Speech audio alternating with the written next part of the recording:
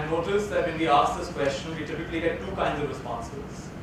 One is people feel very peaceful and very quiet and very connected, and the other is people feel very unsettled. Because their whole life, they have only thought of themselves as this story or that story. And when you take away their stories, like one lady came to me and said, I felt I'm falling into a black hole. And what did I ask her? Who would you be without that story? That's just another story. One person came to me and said, I felt like I'm sitting in the lap of God. Who would you be without that story? These are all stories, all descriptions. Alright, they're nice descriptions, but they're just descriptions. When you have Shenpa, when you get stuck with the descriptions, you limit yourself. You are much more than these passing thoughts. You are not defined by your past, nor are you defined by your future, nor are you defined by your present circumstances. You have something much more than that. And to get in touch with that, at any time of the day, ask yourself, who would I be without my stories? Can you discuss with your partner for 2 minutes? What happens within you? Is it like a expanding or a contracting or something else altogether? When you ask this question, just discuss 2 minutes with your partner. What happens?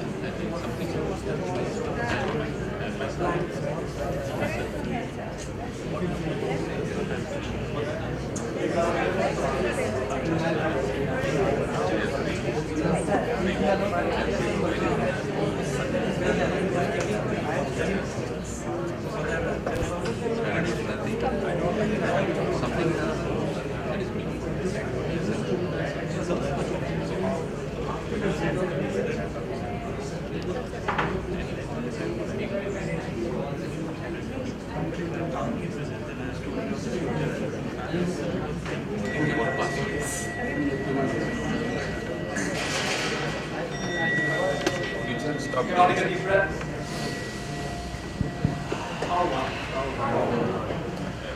Anybody wants to share something? Let's have someone in the back share. You have to have some people in the back. Anybody in the back? I felt disconnected. Totally. Disconnected, yes. Yeah.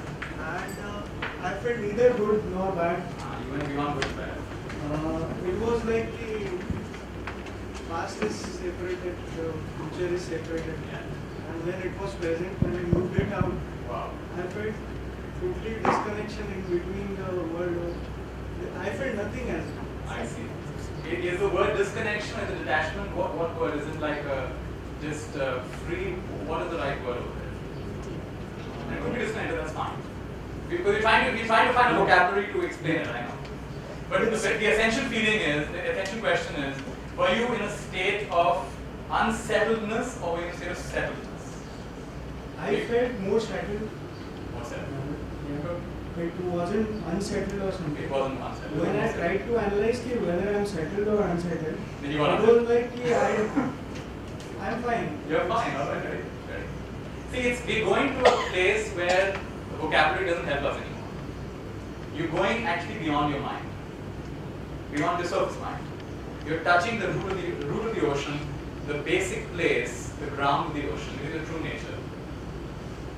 What was in the Zen tradition? They ask, what was your face like before you were born?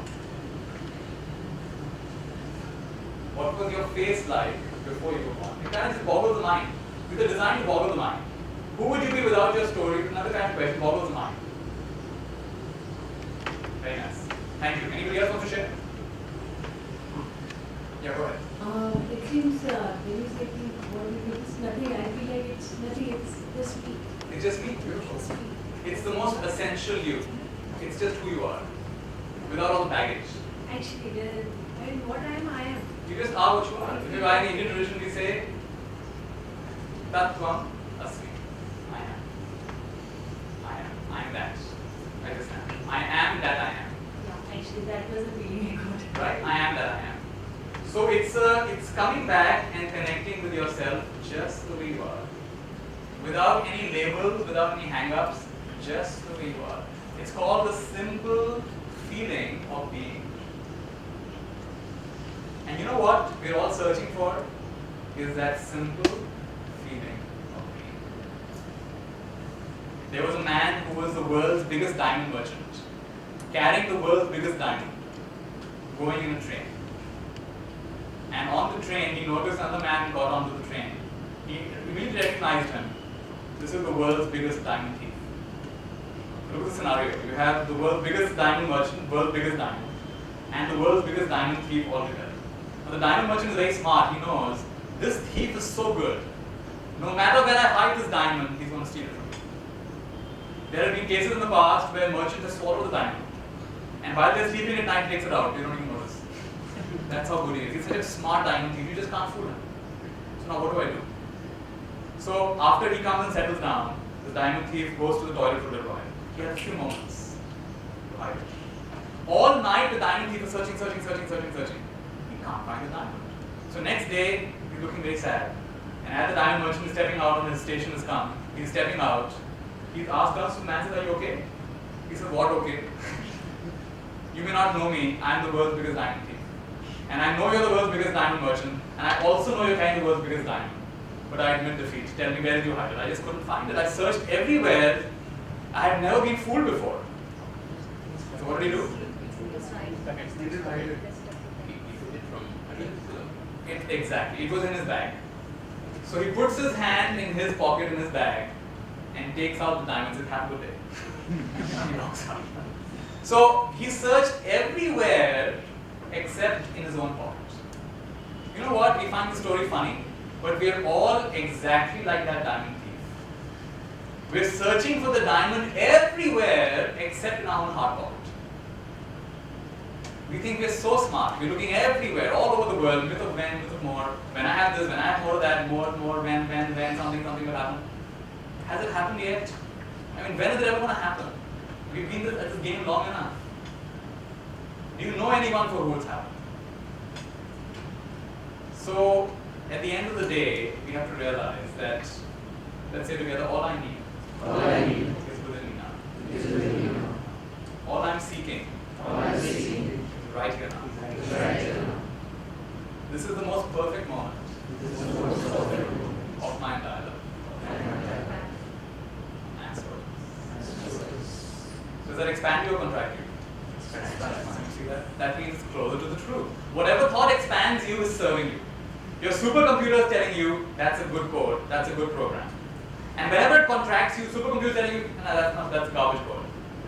And you know what? Doesn't matter how long people have said that.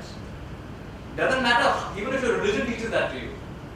No matter who has said it, if it's making you contracted, there are only two possibilities. Let's say together, I have misunderstood it, or it's a lie. There is no third option. There are only two possibilities. Either you have misunderstood the teaching, you haven't properly understood it, or it's just a lie. It doesn't matter how many people believe it, doesn't matter. People believe children should not die. It's a very commonly held belief. Children should not die. Children shouldn't be hurt. Okay? Now tell me, in other countries, do children sometimes die? Yes or no? Yes. Okay. In the animal kingdom, do children sometimes die? Yes. In the plant kingdom, do young plants sometimes die? Yes. Do sometimes young leaves fall off from the tree? So look around you. Look around you. What kind of world is this? People die at all ages. It's a myth. When you say children should not die, you are arguing with reality. Suffering is defined as arguing with reality. You think you're smarter than God. You think you're smarter than life. Stress is doubting God's plan. You think your plan is better than God's plan. Now get stressed out. Enjoy getting stressed out. That's stress. Right? So to come into alignment with the way things are, things just are the way they are. Can you be happy in stress? Can you be happy? Yes, you can. It's called eustress. Right? You're enjoying. Yes, it is challenging, and you're enjoying it. Extreme sports, rock climbing, it is so dangerous, and they're enjoying it. So, here's the powerful thing I learned about stress. Let's say together. Stress is not caused by the events of my life. Stress is caused by my thoughts about the events of my life. It's so powerful. Let's say it one more time. Stress is not caused by what happens to me. Stress is caused by how I respond to what happens to me. Does it make sense? Very powerful teaching, because once you understand this teaching, you will stop saying, I'm in a stressful job, I'm in a stressful relationship, I'm in a stressful financial situation. Nonsense. There's no such thing. There's no such thing. Because for someone, that job is exactly what they're looking for. For someone, that person is a wonderful person. A great example, I get a chance to work with all kinds of people. I get a chance to work with people who are sick and dying. I work with people with cancer and brain tumor and all kinds of physical challenges. I work with people who have been divorced and have lost their loved ones, all of that situation. I also sometimes work with the armed forces. And you would consider it very stressful. When a war is happening, it's very stressful. You know what? The Jawans get very excited when a war is happening. They get excited. They've been training for years for that. You and I think war is stressful, they get excited. You and I think divorce is stressful. If divorce was stressful, there would be no divorce. There's always at least one person in every divorce who says, thank God. I just recently met a friend in Hyderabad, so I'm so happy now. Divorce, he's so happy, the nerve is so happy. Divorce is not stressful, it's your thoughts about the divorce that make it stressful. In every divorce, there's one person who's happy, at least one person is happy. I met a person recently who had a stroke. His body was paralyzed halfway down. He was in bed for 6 months. He told me, and these are his words, I don't call it a stroke, I call it a stroke of good fortune. I said, why do you call it a stroke of good fortune? He said, so many blessings came out of that. I was rushing around, this was a very senior management consultant, traveling around the world, doing so many things. I got to stay in one place. I got to deeply connect with my family. I have 2 families, my earlier wife and this wife. I've always seen them as 2 families and 2 sets of kids. For the first time, I experienced one family. They came to support me. I got time to really rethink my priorities in life. Doctors told me I'll never get out of bed. I said no, I will. And today he's functioning apart from a very slight limp, you can't even tell that he's had a stroke. They can't believe my progress. Because I kept on thinking, yes, I can. I kept on going with my inner truth, which said, yes, you can.